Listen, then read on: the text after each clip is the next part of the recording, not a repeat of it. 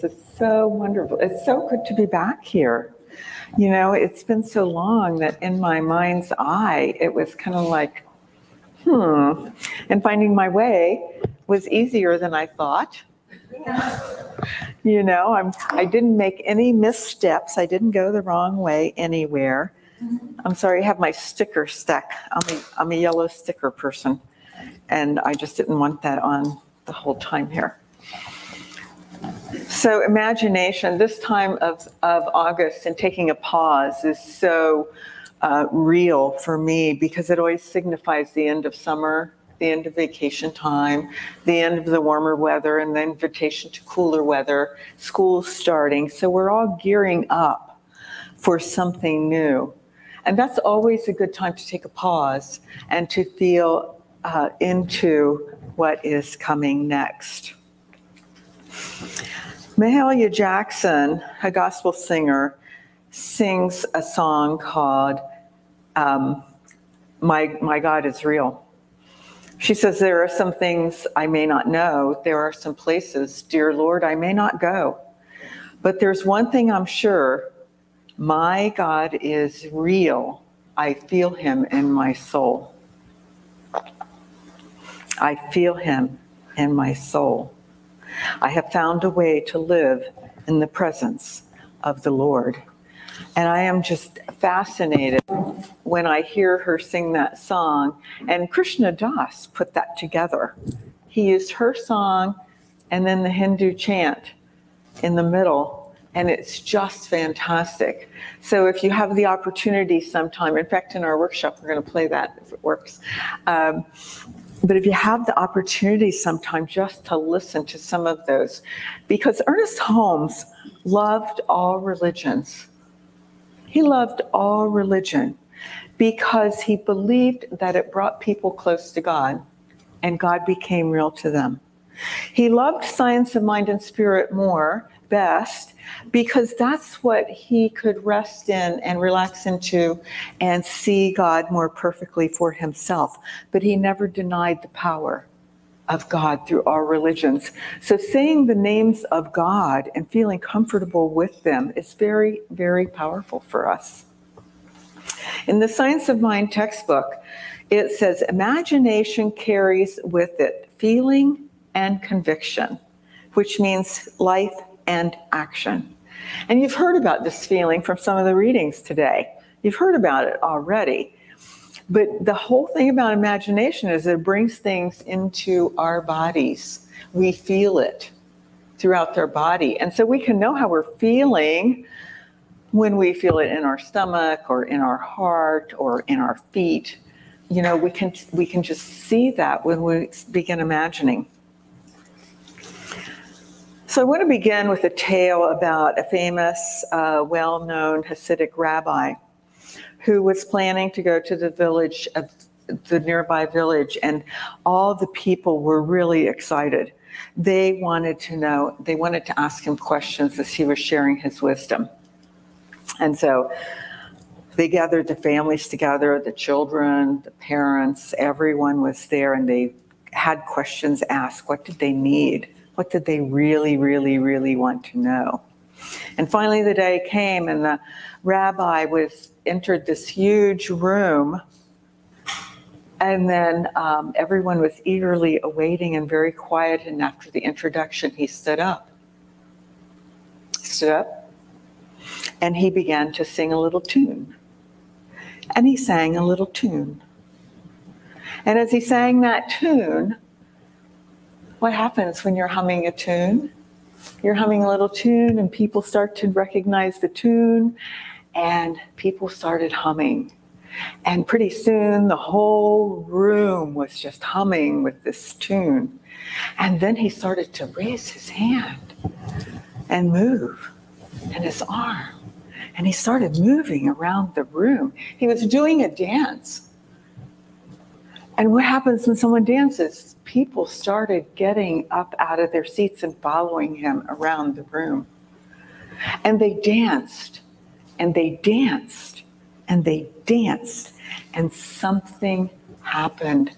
A healing began to happen right there.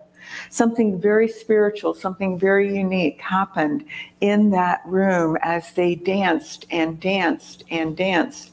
And then came the time after people were filled with glee and enchantment and excitement and energy and love of all kinds. And having this experience, he knew it was time to bring them down and back. And he invited them back to their seats.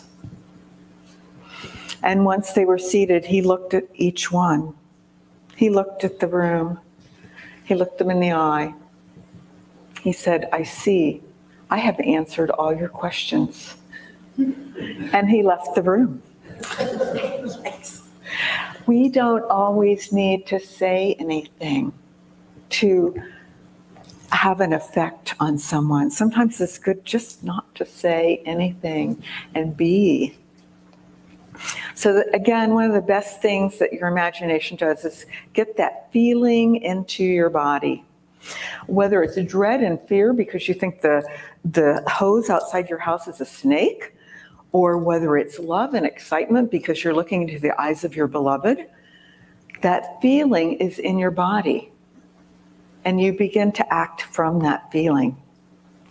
So right now, this is a very quick exercise. You don't have to go into a big to-do, but I'm going to ask you just to get quiet and take a breath and lower your eyes or close your eyes just for a minute. And in your imagination, I want you to imagine an acorn. And then from that acorn, the mighty oak that grows. I want you to imagine one drop of rain. And that rain going into the mighty ocean. Imagine one tree. And then see the forest around it. So if you're ready, you can open your eyes and be back here, or you can stay there for a moment. But my question is, was there a shift in you when you went from the acorn to the oak tree? Did your inner eye want to look up? Was there a shift from a single raindrop to the vastness of the ocean? And from one tree to the whole magnificent forest that's there? So you see how our imagination has already filled you with the feeling. It's that easy. And we have the ability to do this at any moment. One thing you should all know is that humans are inherently playful. They are inherently playful. We have that God quality of love and joy and playfulness and goodness in us. We can't get rid of that, but we can hide it. So young children don't worry too much about playing, do they? They don't worry too much about playing at all. They are amazed at the hill that they can roll down. And it's a giant hill that's about this big, right? They are just amazed and amused and curious about life itself. And sometimes I forget about playfulness and curiosity and imagination and joy and those things. Because lately things in the world have been a bit heavy. They've been a bit challenging. If you haven't seen any of those challenges or felt any of that heaviness, I am going to applaud you and say, stay right where you are, because you probably don't need any of this. You're already doing it. But if I have forgotten about my joy and my childhood and my ability to be playful and imaginative, I'm thinking perhaps you may have too. So we're bringing this up today to find out. So do you need a reminder to play and imagine? Do you need to find more joy? Do you need to be more childlike? Do you believe in fairies? Clap your hands. So if you believe in fairies and you believe in joy and stuff, how easy it is to forget sometimes when things get heavy around us. So let's remember. Many religious traditions believe in play as a common denominator. Play is exquisite to them. And in one translation of the Hindu creation story, it goes, it's not the work of God, it's the play of God. If God can play, certainly we can too. We can. And in the book of Maps of Ecstasy, it's talking about the shamanic traditions. And they say if you are disheartened, dispirited, if you are depressed, and you go to your local shaman, he or she will ask you one of 4 questions. When did you stop dancing? When did you stop singing? When did you stop believing in stories? And when did you stop being comforted by the sweet territory of silence? Can you imagine going to your doctor and saying, I'm depressed, and not getting a prescription for a pill, but being asked, when did you stop dancing? When did that happen? So I encourage you not to take yourself so seriously. Because I don't know about you, but when I take myself too seriously, I begin to lose myself. I lose who I am. And then I have to find my way back. It's like I've fallen into that hole again, and I know how to get out. And sometimes it's hard to even want to do that when you get there. But we want that. So I'm just going to ask you to close your eyes again or look downward. Cast your eyes down, because we're going to go into another little imagination. I want you to picture a nice grassy space with several children playing. And you see one child raise his arms and begin to spin around like the Sufis do. And he spins around, and the whole purpose of this is to get dizzy, right? We spin to get dizzy. And the spinning continues, and all the other children there begin to spin also. And what happens? They fall down. Now, I don't know about you, but I've had this experience where I fall down, and I know that I'm flat on the ground and not moving, but everything up here is spinning, spinning, spinning. And what happens next? Someone laughs. One of the children laughs.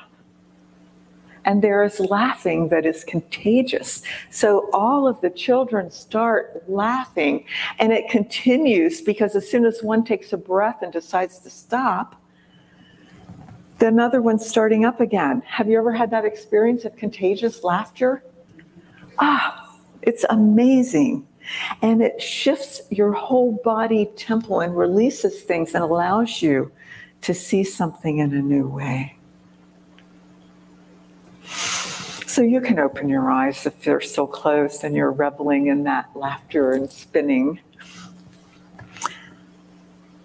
It's interesting. This idea of being a child becomes a touchstone.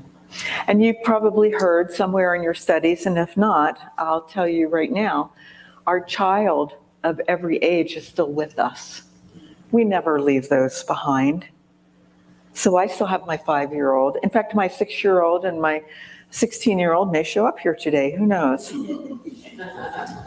But the idea of being a child is rich and a touchstone for many people. You know, Jesus had disciples, and the disciples were very, very intent on teaching. It was important. They had stuff to do. They had things to tell you and me. And they needed to do it. And those days, especially when the parents went someplace, often the children came too. So when they would have big gatherings, there would be children playing and laughing and having a good time. And the disciples wanted them to be quiet and to go away, and suggested to Jesus that maybe we should ask the children not to be here. He said, no, no, no, no, no. Bring them in, each and every one. They are the wisdom. They have the wisdom that we seek. They are containers of joy. Bring them. Become as a small child. Become as that small child, because everything that you knew is valid. And, in our imagination, we can go back, both backwards and forwards in our lives and shift and change. Because if we just look at something from a different angle and we see a different viewpoint, it shifts and changes with us. Albert Einstein said, imagination is everything. It is the preview of life's coming attractions.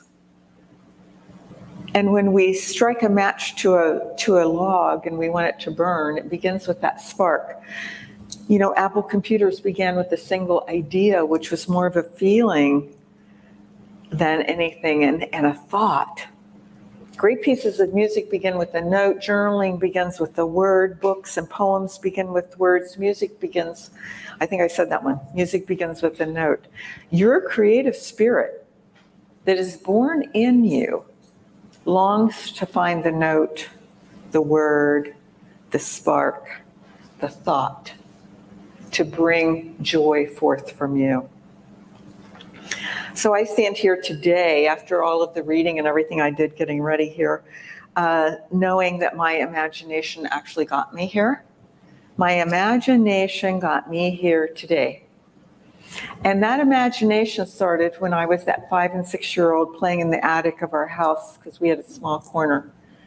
I was a mother, had baby dolls and little beds.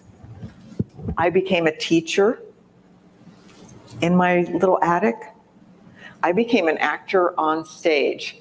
Now that one has never quite happened, but here I am. Here I am acting. I never thought as a 5-year-old some of that would really happen, but it did. Then when I was 16, I began another imagination saying, there's kids around here that are having a whole lot more fun than I am. I was painfully shy and very hard to get out of myself, do anything. I was safe at home, but anywhere else was not easy. So I was determined to let go of that when I was a junior in high school. And I looked around and I said, what can I do? They're talking in class, and that's against the rule. They're passing notes back and forth, and that's against the rule too. So I knew in my imagination I could handle the consequences of those two things, and I began. And I was a triumph when my history teacher said, I don't know where to put you because everywhere I put you, you talk to someone. That was a triumph. And then the rubber hit the road when my Latin teacher sent me to the dean's office for talking back to him. Ooh, that was against the rule too.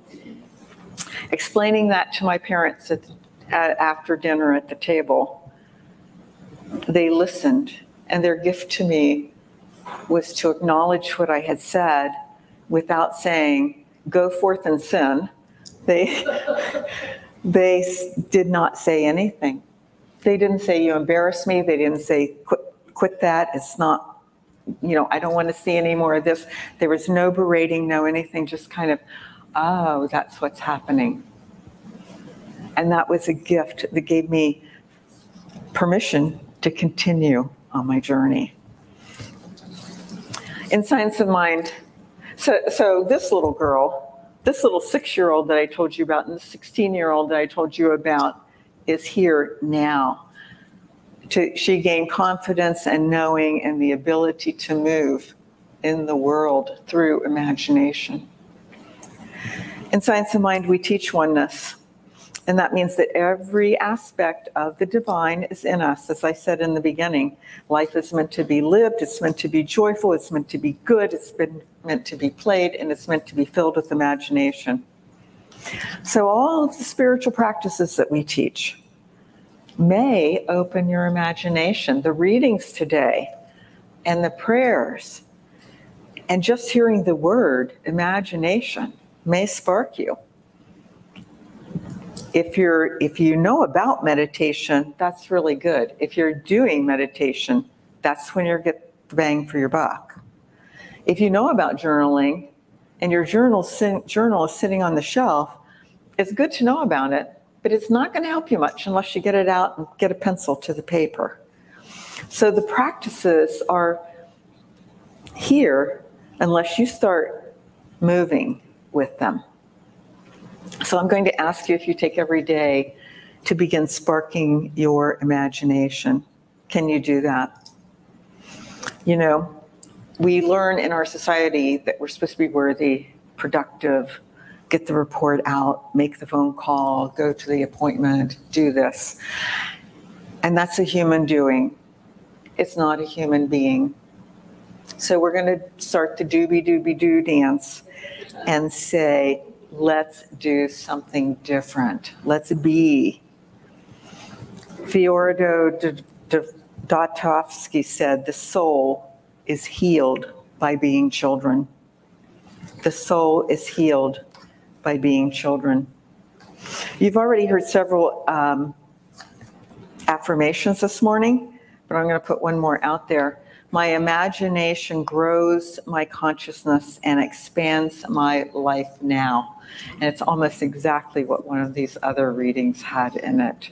My imagination grows my consciousness and expands my life right now.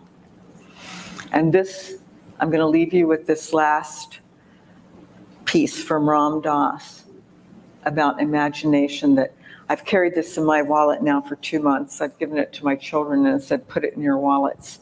And I should have brought a bunch of for you, but I can send it out. He says, when you go into the woods and you look at trees, you see all these different trees. And some of them are bent, and some of them are straight, and some of them are evergreens, and some of them are whatever. And you look at the tree and you allow it. You know, you see why it is the way it is. You sort of understand it didn't get enough light, so it went this way. And you don't get all emotional about it, you just allow it. You appreciate the tree. But the minute you get around humans, you lose all that. And you are constantly saying, you're to this or I'm to that. And the judgment mind begins. So I just practice turning people into trees. Which means appreciating them just the way you are. So your imagination can serve you in so many ways. And this gathering is so rich. The talent that is here in this group is amazing, because I've witnessed how everything is put together, how everyone chips in, and how everyone does that. So your community is blessed by you being here. And let's go into prayer. How's that sound?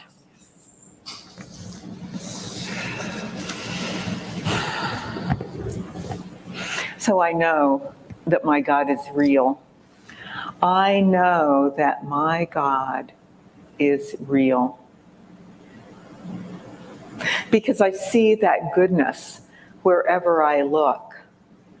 I see that goodness in people. I see that goodness in the nature of trees and grass and plants. And I see that goodness in animals of all kinds. I see the beauty in the sky and the clouds and the oceans. How can I deny that there would be a God or that God is not real? So I just sink into that space of spirit which is ever surrounding each and every one of us, is ever connecting each and every one of us. So that there really is no me and you. There is really no up or down or sideways. God is present right here on this field where we are right now. It is powerful. It is potent. It is amazing. It imagined us into being. And what a gift that from that seed that is within us, that beginning part of us, everything is contained and available. So I speak a word that as we go about this week, we use this wonderful, vivid, fertile imagination to become what is next for us, to uncover maybe and recover what we have hidden up. I speak of children and letting our children of all ages begin to prompt us and show us our way. I speak of children, that childlike wonder, and know that they are containers of joy. So what a gift it is to be here with you, to share, to grow, to learn. And in much appreciation, I put these words into the law, I let them be, knowing that they are taken as what came from my heart, not the words spoken, but what comes from the heart, and massaged to mean exactly what I meant to say. And so it is. So it is.